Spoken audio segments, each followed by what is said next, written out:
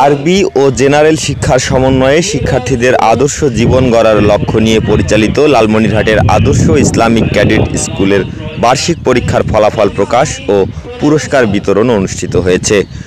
সোমবার 30 ডিসেম্বর সকাল 11টায় সদর উপজেলার হাড়িভাঙা এলাকায় অবস্থিত স্কুল মাঠ প্রাঙ্গণে অনুষ্ঠানে প্রধান অতিথি হিসেবে উপস্থিত ছিলেন লালমনিরহাট সদর উপজেলা পরিষদের সাবেক চেয়ারম্যান ও লালমনিরহাট জেলা বিএনপির যুগ্ম সাধারণ সম্পাদক AKM মমিনুল হক।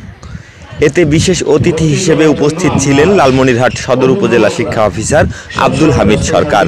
মহেন্দ্রনগর ইউনিয়ন পরিষদের সাবেক ইউপি সদস্য জাহাঙ্গীর হোসেনের সভাপতিত্বে অনুষ্ঠানের প্রধান আলোচক ছিলেন আদর্শ ইসলামিক ক্যাডেট স্কুল হাড়িভাঙা লালমনিরহাটের প্রতিষ্ঠাতা পরিচালক ও অধ্যক্ষ M এরশাদুল হক।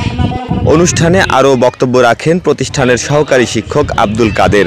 সহকারী শিক্ষক রাশেদুল ইসলামের সঞ্চালনায় কৃতি শিক্ষার্থীদের হাতে ক্রেস্ট তুলে দেন অনুষ্ঠানে উপস্থিত অতিথিবৃন্দ। শেষে বিশেষ দোয়া অনুষ্ঠিত হয়। দোয়া পরিচালনা করেন আদর্শ ইসলামিক ক্যাডেট স্কুলের সহকারী শিক্ষক মোহাম্মদ আব্দুল কাদের। এ সময় শিক্ষার্থীদের অভিভাবক ও স্থানীয় গণ্যমান্য ব্যক্তিবর্গ উপস্থিত ছিলেন। মামুনুর রশিদ মিঠু, লালমনিরহাট। আমাদের স্কুলের সভাপতি জনাব জাহাঙ্গীর হোসেন, সাবেক ইউপি সদস্য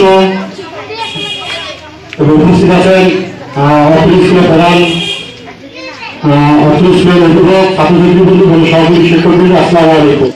ভর্তি করার জন্য আমরা অভিভাবকরা সবসময় ব্যস্ত থাকি, কিন্তু কখনো এই জিনিসটা চিন্তা করি না যে আমাদের সন্তানদেরকে আমরা